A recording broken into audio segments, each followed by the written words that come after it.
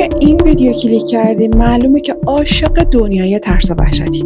سلام دوستان، من مونا هستم. اینجا براتون جدیدترین ویدیوهای ترسناک دنیا رو آماده میکنم. پس اگر آماده ای بریم با هم دیگه ویدیو رو ببینیم. یه آقایی که کارمند هتل بوده توی شیفت شبانش متوجه یه چیزی میشه و همین باعث میشه که از اونجا استعفا بده. اتفاق ترسناکی براش میفته که تا به حال تجربه نکرده بوده و باعث وحشتش شده. ببینیم از زبون خودش بشنویم. So I've been working at a hotel for, a couple years now. And I've never had anything like this happen. And I'm borderline freaked out. I'm not going to lie. So I'm sitting down here at the front desk, right? And I'm on the computer and I'm just typing away. Phone rings. I don't look at the phone. I just answer it. And, I say my whole little spiel or whatever. And it's just silent. The phone is just silent. After about, 3 or 4 seconds, I say hello again. Nothing. And right before I go to hang up, it sounds like I'm hearing somebody just like breathing on the other line. I just hang up and I'm like, okay, whatever. I ain't thinking twice about it. But then I go and look at the caller ID and let me show y'all something. All right. That's the room that called. Okay. Peep that. 505. Now let me show y'all something. I'm gonna go over here to the elevator so y'all know I'm not bullshitting. And I'm gonna turn the camera around. How many floors do you see here? Because I'm pretty sure we don't have a room 505 nor 5th floor.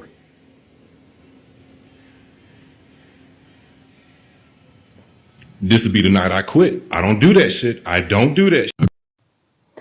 طبق گفته های خودش اون اواخر شب بوده که پشت میزش نشسته بوده و داشته با کامپیوترش کار میکرده که یه دفعه تلفنش زنگ میخوره و اون جواب میده. بعد که گوشی رو جواب میده هیچ کس اون ور خط انگار نبوده. اون فکر میکنه شاید تلفن خرابه. دوباره سلام میده و میخواد که از اون کسی که پشت خط صحبت کنه. فکر میکنه هیچ کس پشت خط نیست. میاد که گوشی رو قطع کنه یه صدایی میشنوه که خیلی میترسه. یه صدای وحشتناک از پشت تلفن میشنوه. یه صدای نفس کشیدن آهسته و سنگینی که انگار مو به تنش سیخ شده بوده. حالا شاید ما اگه میشدیم نمیترسیدیم، فکر می‌کردیم مزاحمه، ولی این آقا واقعا اون موقع ترسیده بوده. برای همین میاد شماره کسی که زنگ زده بوده بهش رو چک می‌کنه. توی هتل کار می‌کرده. کسایی که باش تماس می‌گرفتن افرادی بودن که توی اون هتل اون اتاقا رو کرایه کرده بودن دیگه. وقتی که تماس رو چک می‌کنه متوجه میشه این تماس برای اتاق 505 توی طبقه 5. حالا اگر با دقت نگاه کرده باشید این آقا رفت آسانسور رو نشون داد. اینجا فقط 4 طبقه داره و اصلا اتاق 505 نداشتن. برای همین برگاش ریخته بوده. این ویدیو توسط یک افسر گشت شبانه به اشتراک گذاشته شده. اون توی یک کارخونه قدیمی مشغول گشت زنی بوده. چون گزارش داده بودن که یه مزاحم توی این کارخونه هست. بریم ببینیم.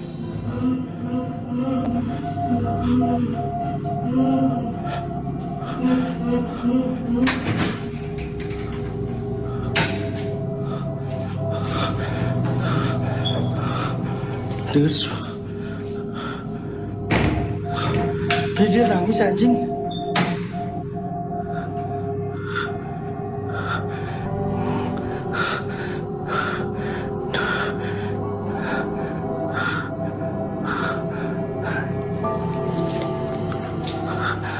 Dia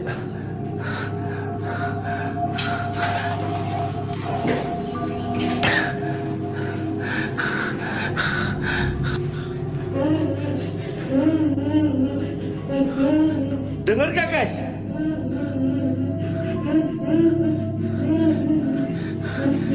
Gak ada sosoknya tapi ada suara anjing.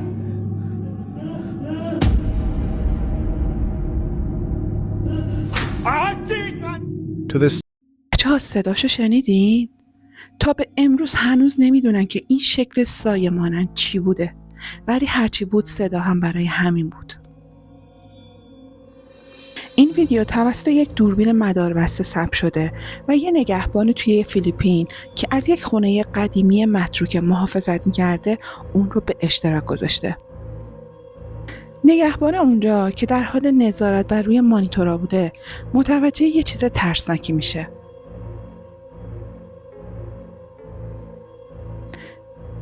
چیزی که اون شخص دیده بوده شبیه یک شبح بوده. بریم ببینیم. Itu apa ya? Kenapa harus ada golongan apa benang apa ini namanya? Oh, udah nggak Benang bisa layangan. Nah, kita Puternya puterin. sana. Nah, di sini juga pernah nengok. Nih. Nah, ini tuh Bang Bay. Anjing, Dul. Bang Bay. Allahu Akbar. Ih, gerak Bang Bay. Anjing. Guys, lihat. Cek sana dulu. Mau cek sekarang? Cek dulu. Cek. Oke, kita cek. Kita ke sana. Betul. Aduh. Kita ke sana. Anjing, kita cek. بچه‌ها نگاه کنید.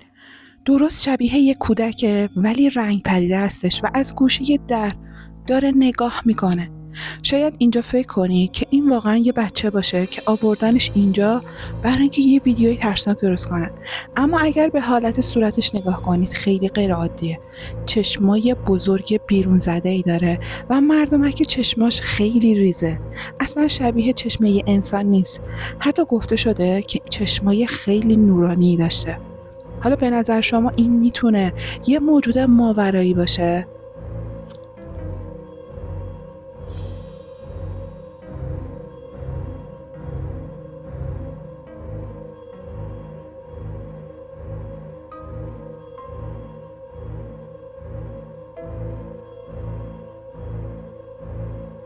این ویدیو یه ویدیوی وهم آوری هستش و حتی توی اخبار هم در رابطه باهاش صحبت شده بوده. یه جاده‌ای بوده که خیلی تصادفات توش زیاد اتفاق می افتاده و مردمی که زنده مونده بودن گفتن قبل از اینکه تصادف کنن سایه‌های سیاه کنار جاده دیدن. حالا توی این ویدیو یک دشکم ماشین یه چیزی رو توی همون جاده ثبت کرده. بریم ببینیم. when the incident occurred.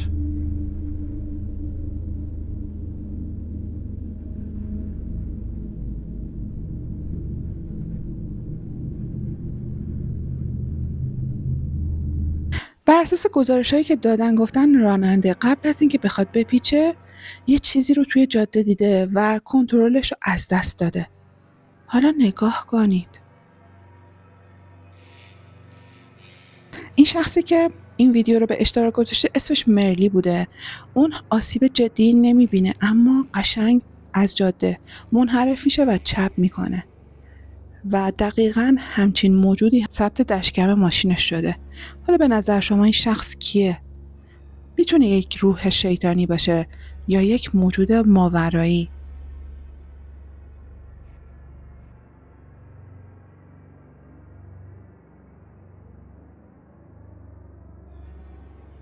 به نظر من نمیتونه یه آدم باشه، چون جون خودش هم در خطره. هر لحظه ممکنه که یه ماشین منحرف بشه و به خودش بزنه.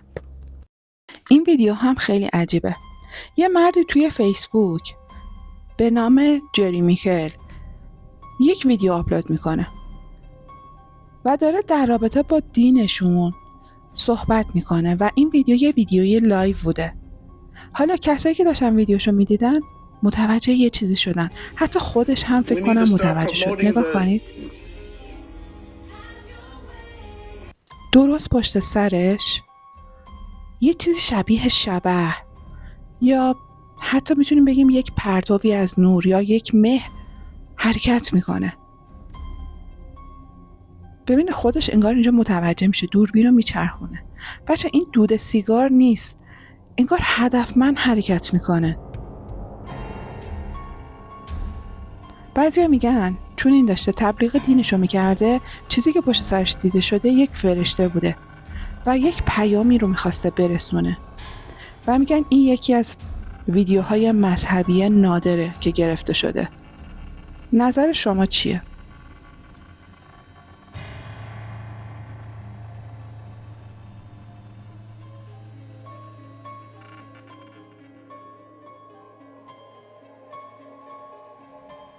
بعضی گفتن این بازتاب نوره یا حتی لنز کثیف بوده.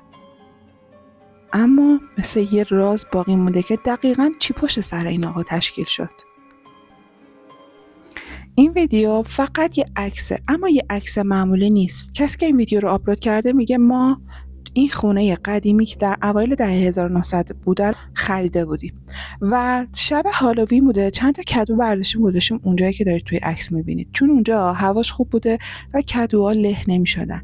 همزمان یکی از دوستاش هم اونجا بوده و داشته از دوستش و کدوها عکس میگرفته، اما بعدا متوجه شده که این یه عکس معمولی نیست. نگاه کنید، یه نفر کنار اون خانم هست که صورت کاملا وحشتناکی داره و یک دست از اون کدو وسطی اومده بیرون و انگشتاش هم انگار همه اندازه هم هستن. به نظرتون این چی میتونه باشه؟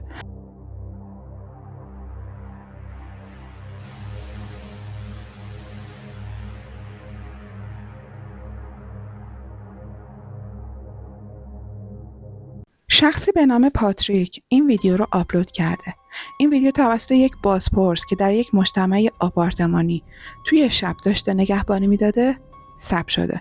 اون تازه تحقیقات خودش رو شروع کرده بوده. از زمانی که شروع شده که ظاهراً از گوشه کنار این خونه سایه‌های ترسناکی دیده شده بوده. حالا با دقت فیلم رو نگاه کنید.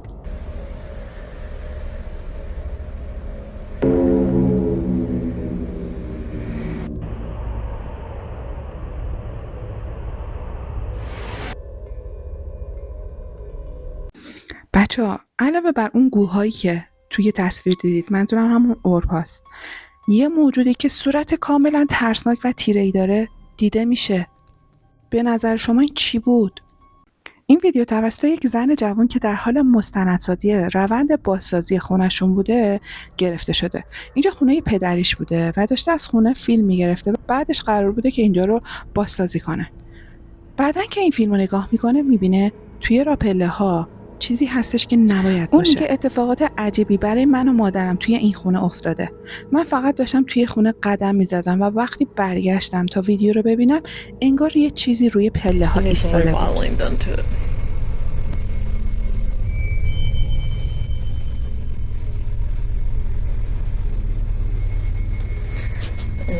There's just an extra storage workshop area.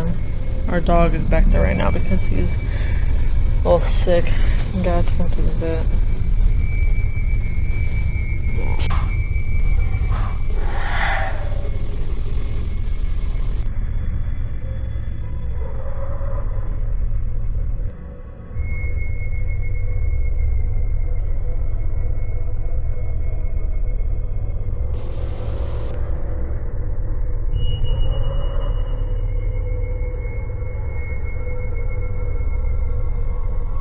Could this be دیدینش؟ آیا این میتونه یه شبح باشه که اون روز در حال نگاه کردن به اون گرفته شده باشه؟ نظر شما چیه؟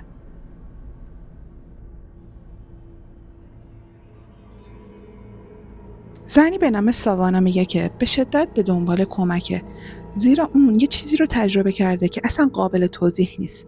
ماها هستش که اون با آشفتگی‌های عجیب و غریب دست و پنجه نرم میکنه.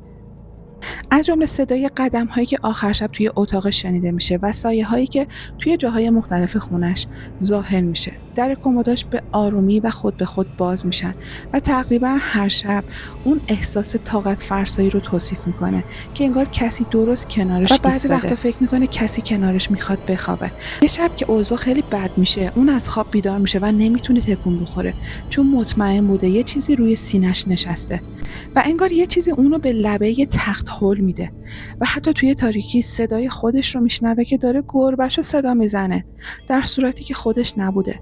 ساوانا وحشت زده و متقاعد شده بوده که داره عقلشو از دست میده تا اینکه دوربین مداربسته کار میذاره. بریم نگاه کنیم.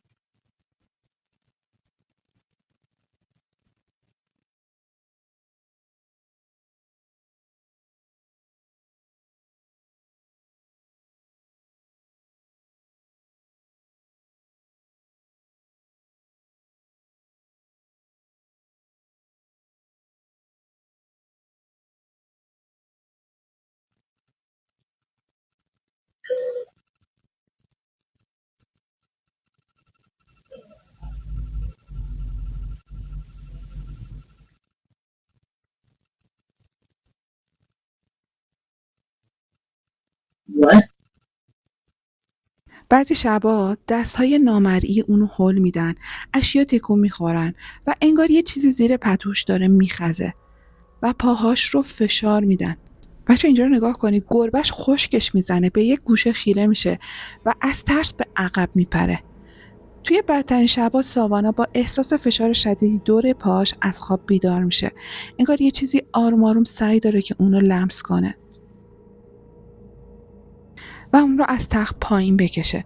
اون همه چیز رو امتحان کرده، دعا، صلیب، آیین‌های تطهیر و هیچ چیز مانع اون موجود ماورایی نشده. حالا اون درخواست کمک میکنه چون واقعا از اتفاقات بعدی میترسه.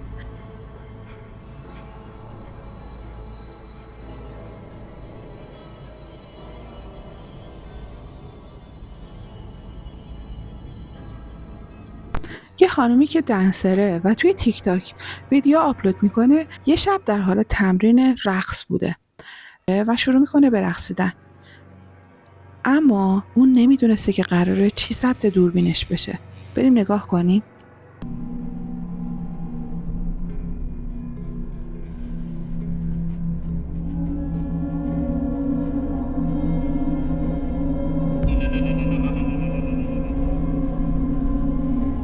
شبیه این ویدیو رو زیاد براتون گذاشتم که هر کسی میرقصه معمولا یه چیزی توی دوربین ثبت میشه. حالا اینجا رو نگاه کنید، توی پنجره درست یه چهره ترسناک دیده میشه، حتی دستهاش هم دیده میشه. بعضیا میگن این روحه که از یک دنیای دیگه اومده، اما من معتقد نیستم که این یه روح باشه. صورت خیلی بزرگ و ترسناکی داره و دهنش هم انگار باز مونده. من این شکلی میبینمش، شما چه شکلی میبینید؟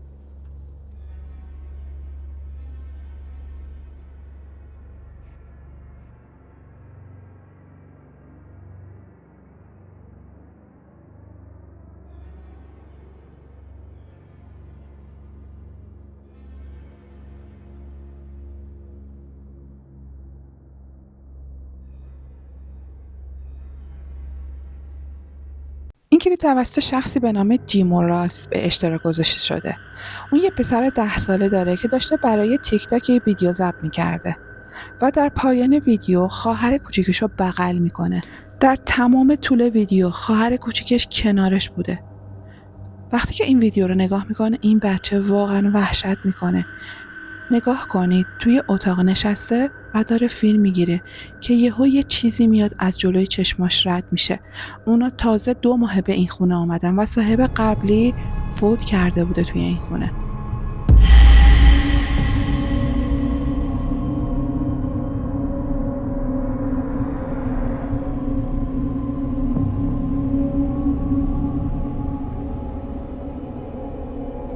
Now let's look at that a bit closer. اگر با دقت نگاه کنید، یک شبحی از یک زن با موهای قهوه‌ای بلند تا روی شونه دیده میشه. بعضیا میگن ویژگی‌های صورتش کاملا مشخصه. نظر شما چیه؟ هر چیزی که هست صورت کاملا ترسناکی داره.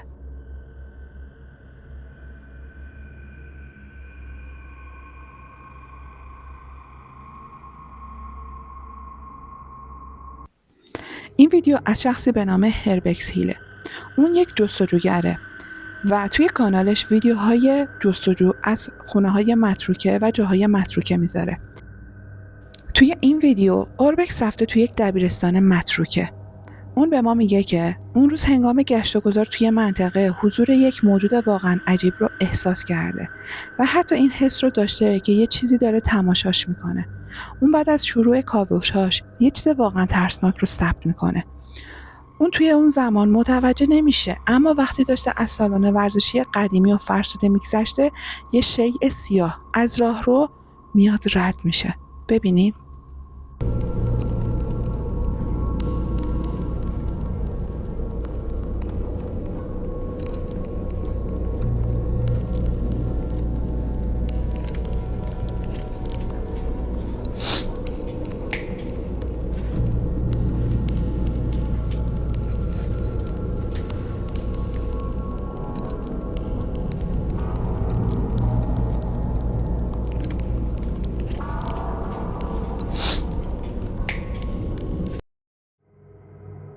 هیل اشاره میکنه که هنگام حرکت به سمت چپ هیچ صدایی نمیشنیده، ولی نشون میده که یه چیز غیر منتظره درست داشته نگاهش میکرده. اما ماجرا به همینجا ختم نمیشه. همونطور که داره توی اتاق بعدی میچرخه، انعکاس سر یه نفر توی اون بخاری دیده میشه.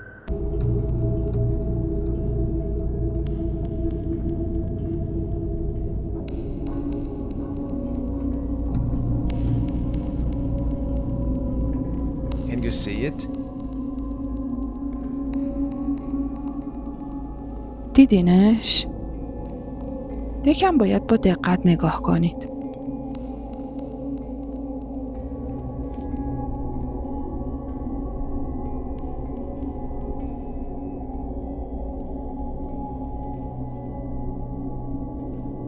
Could he catch this odd اون یه بار دیگه توی راهروها میچرخه تا شاید یه چیزی رو ثبت دوربینش کنه.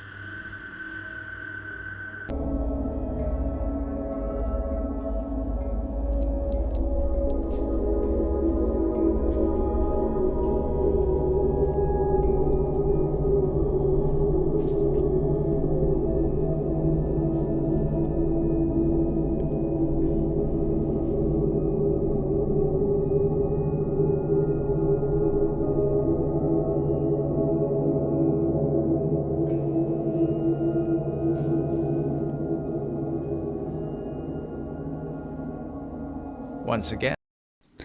همینطور که داره میره خودش چیزی نمیبینه، اما توی دوربین ثبت شده بود. حالا میره بالاتر و طبقه بالای این دبیرستان رو میگرده.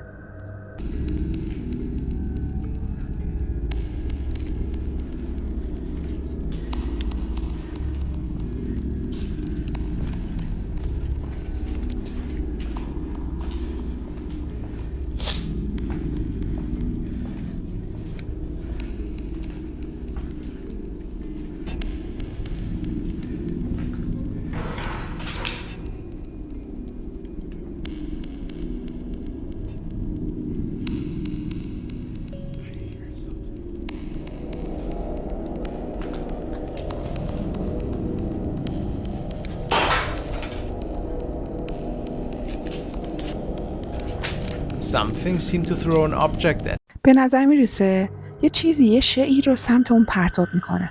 اون کاملا وحشت زده هستش و سعی میکنه از ساختمون بیرون بره. ویدیو همینجا به پایان میرسه.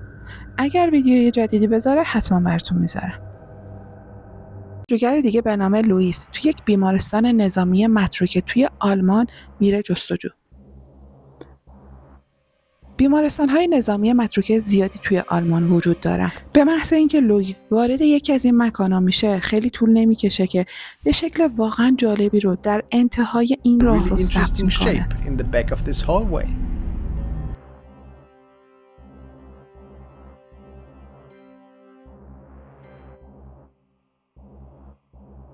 این باعث میشه مرد جوان کنجکاوتر بشه و تصمیم بگیره ببینه جاهای دیگه رو هم بررسی کنه، شاید چیزی ثبت دوربینش شد. همچنان که اون به داخل بیمارستان میره، پنجره‌های تخت کوبی شده رو میبینیم که مانع از دیدن اطراف میشه. اون یک چراغ قوه به همراه خودش داره و پس از مدتی عصبی میشه و برای لحظات خونسردی خودش رو از دست میده. اون مطمئن میشه که باید یه چیز دیگه‌ای توی این مکان وجود داشته باشه و فکر میکنه که یه نفر اینجاست. اون همچنان به جستجوی ناشناخته ها ادامه میده و درای بیشتری رو باز میکنه.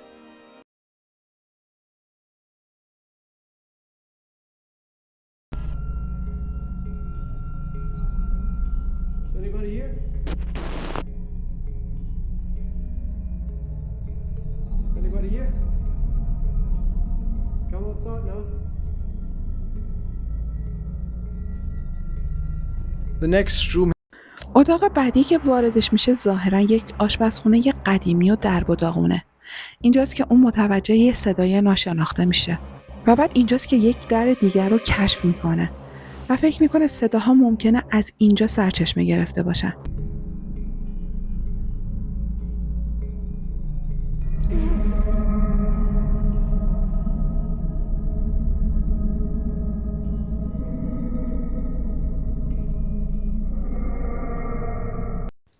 که به نظر میرسه انگار یه آدمه که ماسک گذاشته باشه یا یک لباس سیاه پوشیده باشه.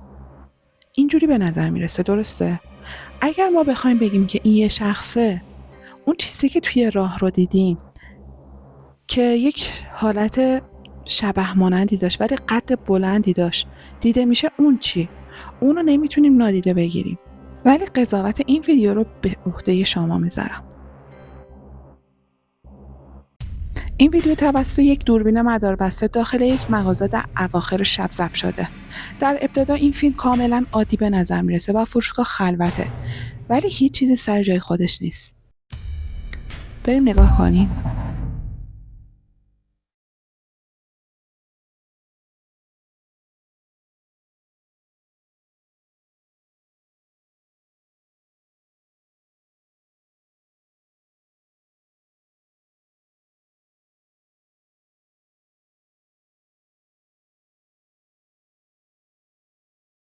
وسایل روی پیشخوان خود به خود شروع به حرکت میکنن و میافتن. حالا اینجا رو نگاه کنید. یه جسم از سطح زمین بلند میشه و قبل از اینکه مستقیم به زمین بیفته برای مدت کوتاهی توی هوا معلق میمونه.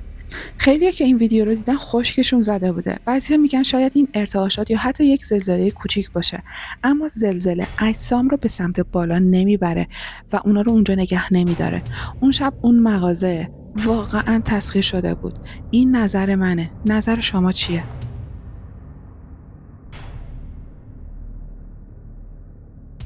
خب بچه‌ها، ویدیو امشب به پایان رسید. امیدوارم که از این ویدیو لذت برده باشید. حتما این ویدیو رو لایک کنید، با دوستاتون به اشتراک بذارید. اگر توی کانال هستید و فقط دارید ویدیوها رو نگاه میکنید، زحمت بکشید دکمه سابسکرایب رو بزنید، زنگوله کنارش رو فعال کنید تا اینجوری هر وقت ویدیوی جدید گذاشتم اولین نفری باشی که ویدیوها رو میبینید. گزینه هایپ رو هم برای حمایت از من و گسترش کانال حتما بزنید. خیلی دوستتون دارم. خدا نگهدار.